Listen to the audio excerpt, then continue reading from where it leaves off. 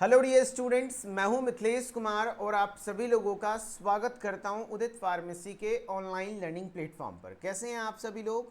आशा करता हूं अच्छे होंगे, स्वस्थ होंगे और मस्त होंगे।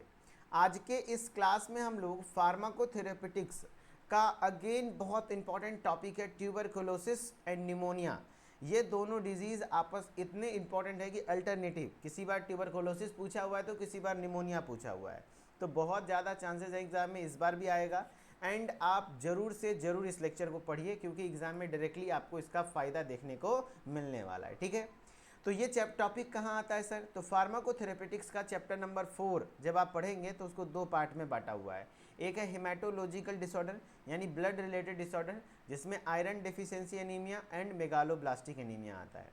ऑब्जेक्टिव यहाँ से बनता है, बताओ आयरन डेफिशिएंसी एनीमिया किसकी कमी से आता है? तो आयरन की कमी से। Very good. अच्छा, मेगालोब्लास्टिक एनीमिया किसकी कमी से होता है? तो विटामिन B12 एंड बी, है ना, 9 की कमी से, जो मेचूरेशन फैक्टर है उसकी कमी से मेगालोब्लास्टिक एनीमिया होता है। अब आज हम लोगों को पढ़ना इन्फेक्शियस डिजीज़। तो इन्फेक्शियस डिजीज़ से देखो ऑब्जेक्टिव कैसे बनता है मैं आपको बताता हूँ। आपके एग्जाम में ना एक बार ऐसे क्वेश्चन आया था कि 4 ऑप्शन था, उसमें से पूछा था निम्नलिखित में से बताइए कौन सा इन्फेक्शियस डिजीज़ है। समझ रहे बात को? हाँ, तो आपको ऑप्शन दे देगा कैंसर, अनीमिया, है ना, क्या कहते हैं, और क्या कहते हैं, और भी कुछ, निमोनिया, इस तरह से दे देगा। तो उसमें जो इन्फेक्शियस डिजीज़ है मतलब क्या होता है, सॉरी, देखिए इन्फेक्शियस डिजीज का मतलब क्या होता है पहले ये समझना है। इसको हम लोग कम्युनिकेबल डिजीज कहते हैं, यानी कि एक पर्सन से दूसरे पर्सन में, किसी इन्फेक्टेड पर्सन से हेल्दी पर्सन में ट्रांसमिट हो सकता है। जैसे अगर कोई कैंसर का पेशेंट है, कैंसर के पेशेंट के साथ आप रहते हैं, खाते हैं, पीते हैं, सोते हैं, आपको कैंसर नहीं होगा। अगर कोई एनीमिया का पेशेंट है जिसको खून की कमी, आप उसके साथ रहते बैठते हैं, सोते हैं, खाते हैं, उसको आपको बीमारी नहीं होगा। लेकिन अगर आप ट्यूबरकुलोसिस के पेशेंट हैं तो आपका इसका पॉजिटिव एजेंट होता है माइकोबैक्टीरियम ट्यूबरकुली, जो कि एक बैक्टीरिया है, और वो बैक्टीरिया कहीं ना कहीं ट्रांसमिट होता है। जैसे अभी मेरे को छींक आ गई, यही छींक अगर कोई ट्यूबरकुलोसिस का पेशेंट छींक दे आपके मुंह पे तो 99% चांस है कि आप ट्यूबरकुलोसिस के पेशेंट हो जाएंगे। तो ऐसे डिजीज़ जो मतलब कम्युनिकेबल हो, एक दूसरे से फैले, ठीक है, हाँ, कांटेक्ट में आने से। जैसे आपको याद रख लेना है कम्युनिकेबल डिजीज़, आपके एग्जाम में ये भी सवाल आ सकता है, छोटा क्वेश्चन, कि भैया कम्युनिकेबल डिजीज़ क्या होता है और उसके एग्जाम्पल दीजिए। तो आपके सिलेबस में जो जो है कम से कम उतना याद रखिए। जैसे ट्यूबरकुलोसिस तो माइकोबैक्टीरियम ट्यूबरकुली के कारण होता है। निमोनिया स्ट्रेप्टोकोकस निमोनिया के कारण होता है। यूरिनरी ट्रैक इन्फेक्शन, यूटीआई जिसको कहते हैं, यूरिन ट्रैक में इन्फेक्शन हो जाता है। हेपेटाइटिस, हेपेटाइटिस भी आपका कहीं ना कहीं इन्फेक्शियस डिजीज़ है।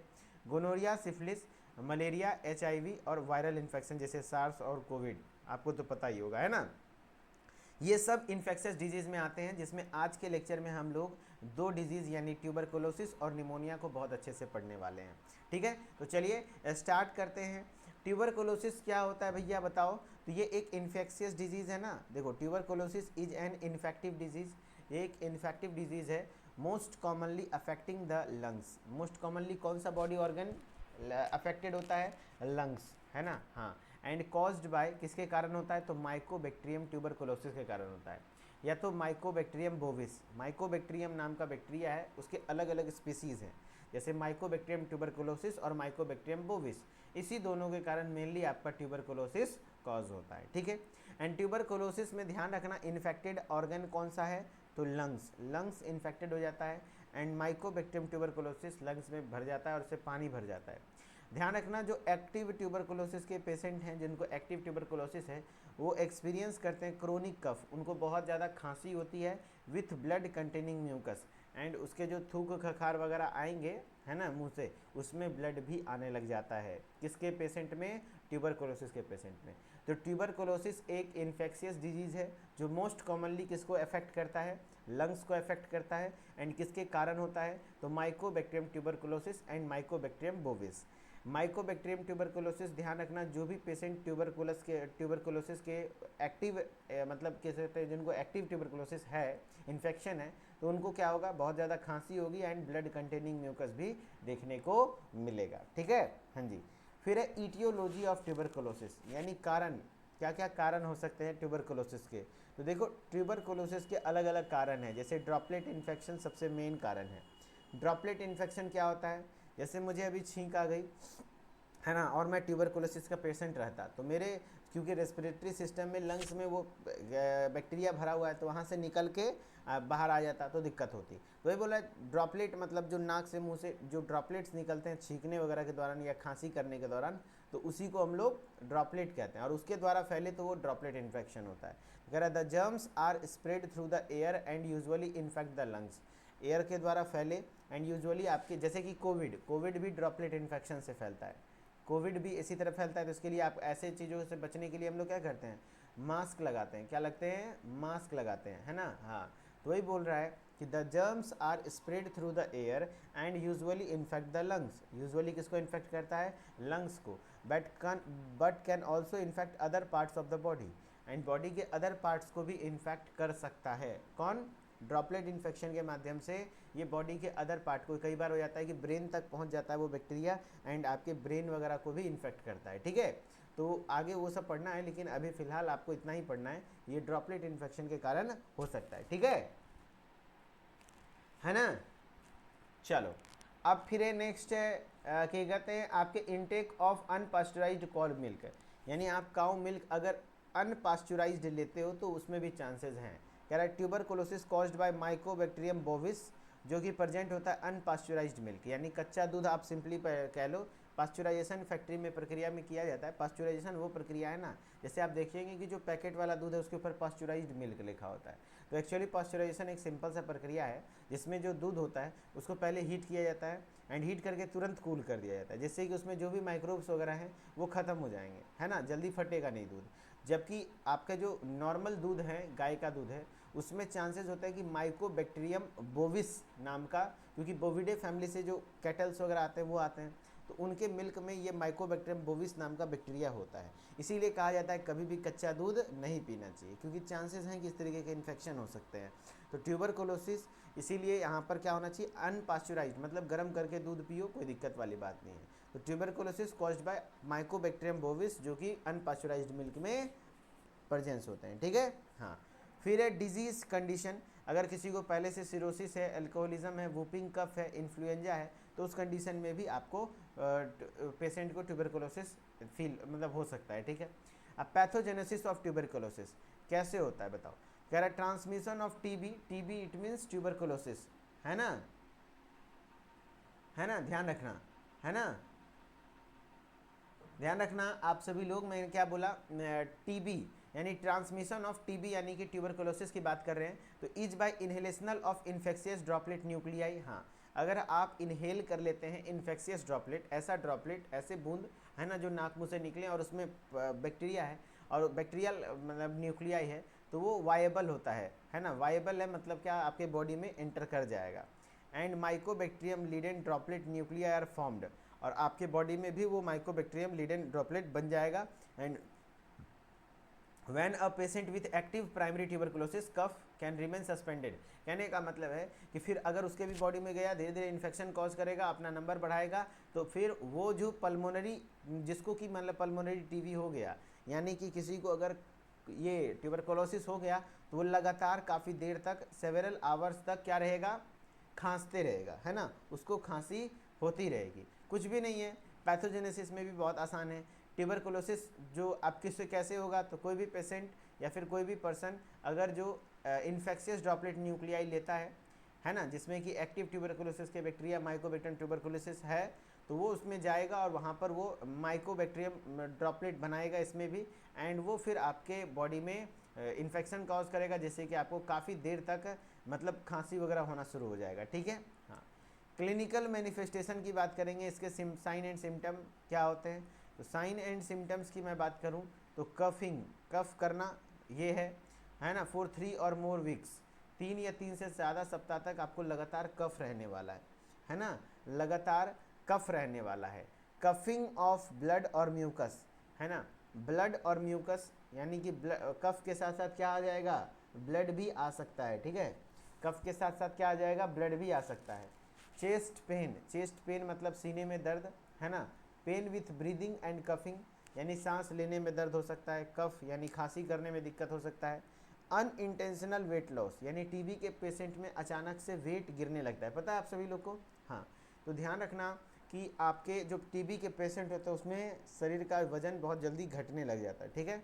फिर फटीगनेस, यानी कि आपको थकावट भी फील होगा। फिर आपका फीवर, फीवर मतलब होता है बुखार जैसा भी लगेगा। नाइट स्वेट्स, यानी कि आपको रात में बहुत ज़्यादा पसीना आने लग जाएगा। चिल्स मतलब होता है ठंडा लगने लगेगा। तो ओवरऑल क्या क्या होगा बताओ। कफिंग फॉर, लगातार कफ होगा 3 या 3 से ज़्यादा सप्ताह के लिए। कफिंग, ब्लड और म्यूकस भी कफ में आने लगेगा। चेस्ट पेन, और आपको ब्रीदिंग में कफिंग में पेन होने लगेगा। अनइंटेंशनल वेट लॉस देखने को मिलेगा, है ना, अनइंटेंशनल वेट लॉस देखने को मिलेगा। Fatigueness, fever, night sweats, chills देखने को मिलेगा, ठीक है। किसमें, तो ये आपका हो जाता है किसमें, ट्यूबरकुलोसिस में। अब इसके ट्रीटमेंट के लिए, तो ट्रीटमेंट दो तरीके का होता है, एक नॉन फार्माकोलॉजिकल, है ना, एंड एक होता है फार्माकोलॉजिकल। नॉन फार्माकोलॉजिकल में क्या बोल रहा है, यूज डिस्पोजेबल मास्क, यानी आप कैसे मास्क का इस्तेमाल करें, डिस्पोजेबल। कई लोग को देखते हैं कि जो 5 रुपये वाला मास्क आता है डेली वही मास्क लगाता है, डेली, मतलब एक वो खरीद लिया तो 1 सप्ताह तक चलाता है। अरे दोस्त, वो डिस्पोजेबल मास्क है। अब डिस्पोजल गिलास सुनते हैं, हाँ, एक बार पी लेते हैं तो क्या बार बार पानी पीते हैं, नहीं ना, काहे कि वो अब कंटामिनेट हो चुका है। तो जस्ट लाइक दैट, जो मास्क होता है एक बार जब आप पहन लिए, आपका पूरा रेस्पिरेटरी सिक्रेशन आ गया, दूसरे का भी ऊपर ऊपर आ गया, अब उसी को आप बार बार यूज़ कर रहे हैं, तब तो फिर वही बीमारी का घर बन गया, वहाँ पे बैक्टीरिया का संग्रह हो गया है। आप उसी को इनहेल करेंगे तो एक मास्क रेगुलर नहीं यूज़ करना चाहिए, 1 टाइम यूज़ होता है वो, ठीक है। सर AZA क्या रिप्रेजेंट कर, किस चीज़ में भाई, AZA किस चीज़ में, किस चीज़ में, विक्रम सिंह, कौन से सब्जेक्ट की बात कर रहे हैं आप, है ना। हाँ, चलो नेक्स्ट है, पेशेंट शुड बी आइसोलेटेड। ठीक है, आपसे मैं बात कर लेता हूँ, आपको बताता हूँ। पहले हम लोग ये अभी ट्यूबरकुलोसिस पढ़ रहे हैं तो पढ़ लेते हैं। हाँ, जरूरी नहीं कि सबका पैथोजेनेसिस लिखें, जिसका आसान है वो पढ़िए, जिसका बहुत डिफिकल्ट है उसको मत पढ़िए, ठीक है। हाँ, चलो अब है क्या, patient should be isolated, patient को आइसोलेट कर दीजिए, यानी कि उसको अलग कर दीजिए। Proper hygiene should be maintain, hygiene मतलब साफ सफाई मेंटेन करके रखना बहुत ज़्यादा जरूरी है। And supplements with vitamin and minerals should be provided, कहने का मतलब है कि सप्लीमेंट वगैरह, विटामिन मिनरल वगैरह प्रोवाइड किया जाए पेशेंट को, क्योंकि पेशेंट हो जाता है कमज़ोर। Rest should be needed, and आपको रेस्ट करना होगा, अगर जो भी है होता है आपके, कह सकते हैं आपका ट्यूबरकुलोसिस का पेशेंट, उसको रेस्ट करने की ज़रूरत पड़ेगी। अब फार्माकोलॉजिकल ट्रीटमेंट में हमने आपको बता रखा है क्या क्या। फार्माकोलॉजिकल ट्रीटमेंट में आपको एक होता है फर्स्ट लाइन ड्रग, दूसरा सेकेंड लाइन ड्रग, तीसरा होता है direct observe therapy, DOT, dot therapy इसको कहते हैं, ठीक है। फर्स्ट लाइन ड्रग का ट्रिक है, हमने बताया है, देखो फर्स्ट लाइन ड्रग यानी सबसे पहले यही ड्रग का इस्तेमाल किया जाता है। जब किसी को भी ट्यूबरकुलोसिस होगा तो सबसे पहले दवा लेने किसके पास जाएगा, पुजारी के पास, और पुजारी को इंग्लिश में क्या कहते हैं, प्रिस्ट, तो प्रिस्ट के पास जाएगा। तो P4 pyrazinamide, R4 rifampicin, I4 isoniazid, E4 इथम्ब्यूटोल, ST4 streptomycin. कल भी क्लास में हम लोग एंटी ट्यूबरकुलर ड्रग पढ़े हैं, तो इसमें तो मेरे ख्याल से कोई दिक्कत नहीं आएगी। तो फर्स्ट लाइन ड्रग आप सभी लोग को याद होगा, PRIEST, है ना। P4 पायराजिनामाइड, देखो है ना लिखा हुआ पायराजिनामाइड। R4 रिफाम्पिसिन, देखो है ना। I4 isoniazid, very good. E4 इथम्ब्यूटोल, है ना, इथम्ब्यूटोल, इसमें इथम्ब्यूटोल नहीं है, ध्यान रखना। ST4 स्ट्रेप्टोमाइसिन, ठीक है, ध्यान रखना। ये सब है आपके, क्या कहते हैं, इसी में आ जाता है, ठीक है, फर्स्ट लाइन ड्रग में आ जाता है। अब सेकेंड लाइन ड्रग की बात करेंगे तो पैरासेलिसिलिक, इसका भी क्या ट्रिक था, सेकेंड लाइन ड्रग यहाँ देखो बहुत अच्छे से लिखा हुआ है, KTR face pack. KTR face pack होता है किसका, सेकेंड लाइन ड्रग का। K4 केनामाइसिन, T4 थायाएसिटाजोन, यहाँ जो थायाएसिटाजोन लिखा हुआ है ना, ये फर्स्ट लाइन ड्रग नहीं है, फर्स्ट लाइन ड्रग नहीं है, ध्यान रखना। इथम्ब्यूटोल है, इथम्ब्यूटोल है, ठीक है, फर्स्ट लाइन ड्रग नहीं है वो, थायाएसिटाजोन सेकेंड लाइन ड्रग होता है, ठीक है, थायाएसिटाजोन। फिर है रिफा, क्या कहते हैं, KTR के बाद है R मतलब हो गया रिफाब्यूटिन, F4 फ्लोरोकिनोलोन्स, A4 एमिकासिन, है ना, C4 सेप्रोमाइसिन, E4 क्या कहते हैं इथायोएनामाइड, है ना, एंड क्या कहते हैं C4 के, जो आपका फेस हो गया E4 हो गया। PA मतलब होता है पैरा एमाइनो सैलिसिलिक एसिड साइक्लोसिरिन। ये कुछ सेकेंड लाइन ड्रग है जो कि आपको याद रखना है, मेरे ख्याल से बहुत ज़्यादा ज़रूरत है। तो सेकेंड लाइन ड्रग में क्या क्या हो गया, para amino salicylic acid at क्या कहते हैं, देखो इथायोन एमाइड है ना, साइक्लोसिरिन, वायोमाइसिन, कैनामाइसिन, ये सब कहीं ना कहीं सेकेंड लाइन ड्रग है। अगर किसी को फर्स्ट लाइन ड्रग से लगातार यूज करने के जैसे रेजिस्टेंस हो गया है, तब जाकर के सेकेंड लाइन ड्रग का इस्तेमाल किया जाता है। अब डॉट थेरेपी यानी direct observe therapy means trialled the health care worker other designated individual family member provides the prescribed TB drugs, है ना, लेकिन प्रॉपर प्रीवी ड्रग्स लेते हैं, क्या कहते हैं, watches patient swallow every dose, यानी कि पेशेंट को डायरेक्टली ध्यान रखना कि जो आपका पेशेंट है उसको प्रॉपर केयर में रखा जाता है कि वो हर एक डोज प्रॉपर ले रहा है कि नहीं ले रहा है, तो उसी को होता है डायरेक्ट ऑब्जर्व थेरेपी, ठीक है ना। चलो, तो फर्स्ट लाइन और सेकेंड लाइन ड्रग हो गया। अब है विच of the following is bacteria is responsible for causing tuberculosis, tuberculosis cause करने वाले बैक्टीरिया का नाम क्या है बताओ, ट्यूबरकुलोसिस कॉज करने वाले बैक्टीरिया का नाम क्या है, staphylococcus aureus, Escherichia coli, Mycobacterium tuberculosis, streptococcus pneumoniae. तो ट्यूबरकुलोसिस कॉज करने वाले बैक्टीरिया का नाम है माइकोबैक्टीरियम ट्यूबरकुलोसिस। क्या हो जाएगा, माइकोबैक्टीरियम ट्यूबरकुलोसिस, माइकोबैक्टीरियम ट्यूबरकुलोसिस, ध्यान रखना, है ना, बहुत ज़्यादा जरूरी है। फिर है what is the first line drug used in the treatment of tuberculosis, बताओ कौन सा फर्स्ट लाइन ड्रग जो कि ट्यूबरकुलोसिस में इस्तेमाल होता है, तो PRIEST, है ना, इसमें से देख लो, P4 कोई नहीं है, R4 हाँ रिफाम्पिसिन है, हो जाएगा, है ना, रिफाम्पिसिन है, हो जाएगा, ठीक है। चलो नेक्स्ट है the primary mode of transmission of tuberculosis, यानी ट्यूबरकुलोसिस के जो प्राथमिक फैलने के तरीके हैं, vector borne disease, air born transmission, blood born transmission, water borne transmission.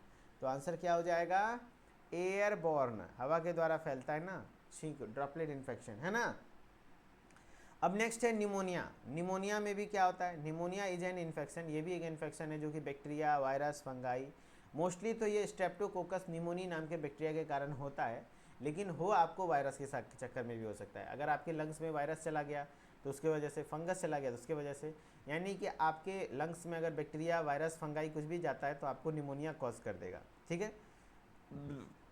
होता क्या है, ध्यान से सुनना, कह रहे निमोनिया एक इन्फेक्शन है जहाँ पर बैक्टीरिया, वायरस या फंगाई की वजह से होता है एंड लंग्स के दोनों या कोई एक लोब्स को इन्फेक्ट कर देता है। इन्फेक्टेड लंग्स में क्या होता है, स्वेलिंग ऑफ द एयरवे, यानी कि जो ब्रोंकाई या ब्रोंक्यूल्स वगैरह हैं वो स्वेल कर जाते हैं, and accumulation of mucus and enters fluid into the air sac of lungs, यानी लंग्स के जो एयर सैक हैं एल्वियोलाई, उसमें म्यूकस एक्यूमुलेट हो जाता है।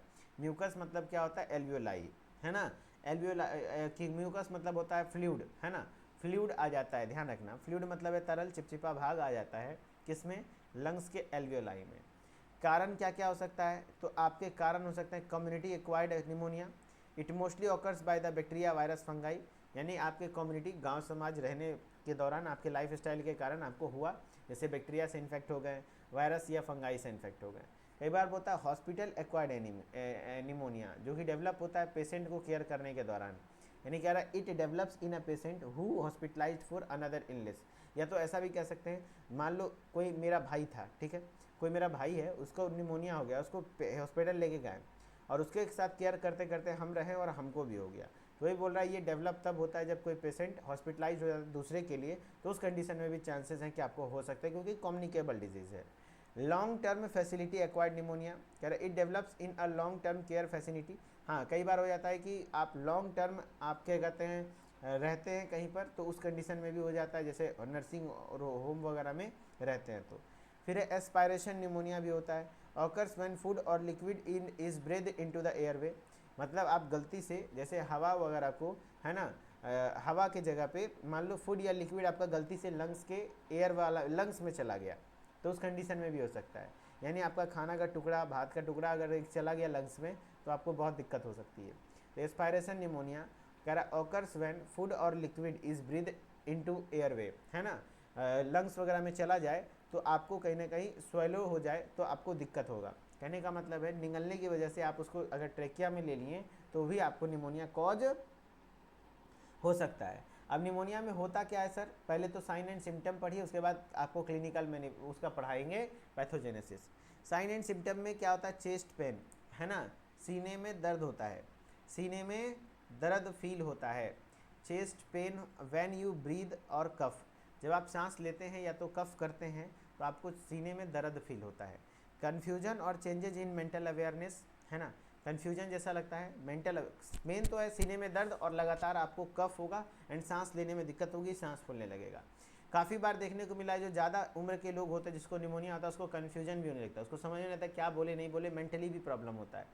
कफ विच में प्रोड्यूस फेलगम, जो आपका कफ है वो बलगम वगैरह बनाता है, यानी कि जो मुंह से थूक खखार वगैरह बहुत ज़्यादा निकले लगेगा क्योंकि एल्वेलाई में म्यूकस भर चुका है।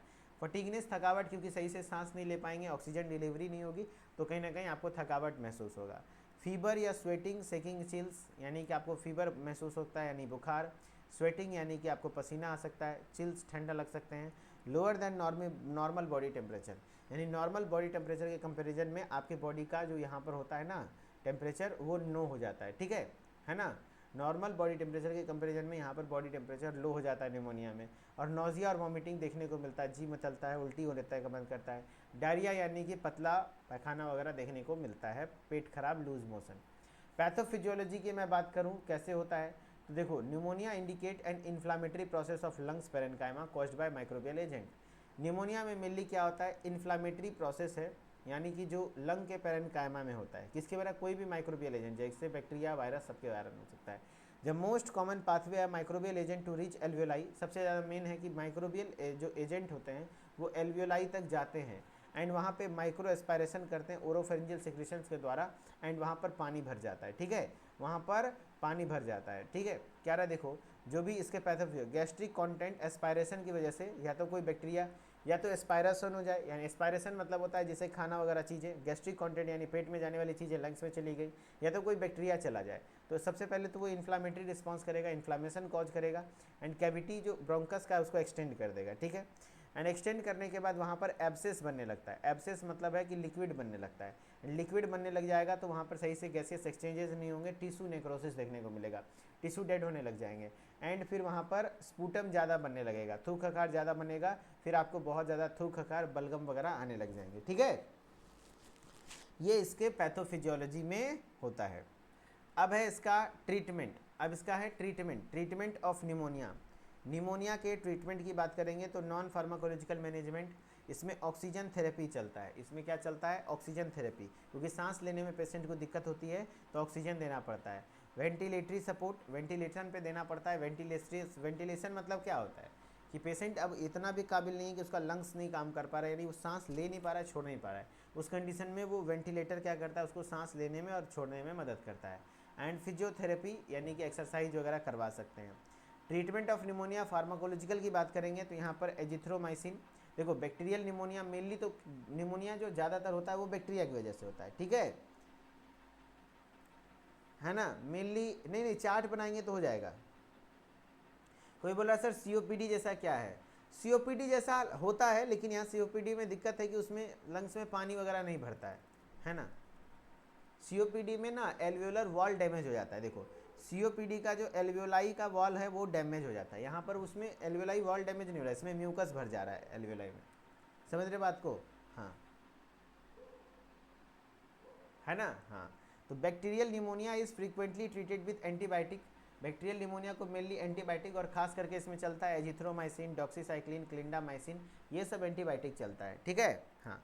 कह रहा bacterial pneumonia is frequently treated with antibiotic which works by stopping the growth of bacteria, जो कैसे काम करता है, बैक्टीरिया के ग्रोथ को रोक के काम करता है, ठीक है, हाँ ठीक है। And antibiotics can taken orally और गिवन इंट्रावेनसली, एंटीबायोटिक्स को आप या तो ओरली ले लेंगे या तो आईवी इंजेक्शन ले लेंगे।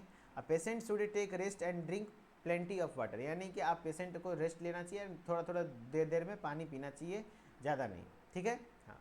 जैसे क्वेश्चन था which of the following is most common cause of community acquired pneumonia, CAP जो कम्युनिटी एक्वायर्ड निमोनिया है उसके मेन कारण क्या है, mycobacterium tuberculosis, streptococcus pneumoniae, escherichia coli यानी कि लोंगियोनेला निमोफिला, ध्यान रखना।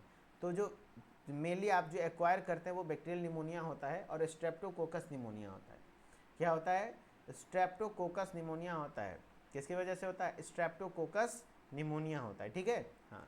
नेक्स्ट क्वेश्चन है विच of the following is a classic symptom of pneumonia, इसमें से क्लासिक सिम्टम कौन सा है निमोनिया का? निमोनिया का क्लासिक सिम्टम नॉन प्रोडक्टिव कफ नहीं, कफ के साथ प्रोडक्टिव कफ होता है क्योंकि वहाँ बलगम वगैरह भी आते हैं। एब्डोमिनल पेन नहीं, प्रोडक्टिव कफ विथ हाँ prevalent sputum, yes productive cough मतलब होता है स्पूटम थूक कर आएगा, बलगम वगैरह के साथ आएगा, है ना। नेक्स्ट है pneumonia is caused by infection in the lungs due to which organism. Pneumonia किसके कारण हो सकता है? सिर्फ बैक्टीरिया, सिर्फ वायरस, सिर्फ फंगी, या फिर तीनों की वजह से? तो इवन बैक्टीरिया, वायरस, फंगाई, कोई बात रोटी का दाना भी लंग्स में चला गया तो आपको निमोनिया कॉज कर सकता है ना, आपको निमोनिया कॉज कर सकता है। तो आंसर क्या हो जाएगा? डी, आंसर हो जाएगा D. What is the primary treatment for bacterial pneumonia? Bacterial pneumonia के लिए कौन सा प्राइमरी ट्रीटमेंट होता है? Antiviral, antifungal, antibiotics, bronchodilators? बताइए क्या हो जाएगा? What is the primary treatment for bacterial pneumonia? तो बैक्टीरियल निमोनिया के लिए जो प्राइमरी ट्रीटमेंट होता है वो क्या होता है? वेरी गुड, आंसर हो जाएगा सी, एंटीबायोटिक्स। एंटीबायोटिक्स होता है, क्या होता है? एंटीबायोटिक्स होता है, ठीक है। हाँ, फिर है what which of the following antibiotic is commonly use to treat bacterial pneumonia? इसमें से कौन सा बैक्टीरियल निमोनिया के लिए ट्रीट किया जाता है ज़्यादातर?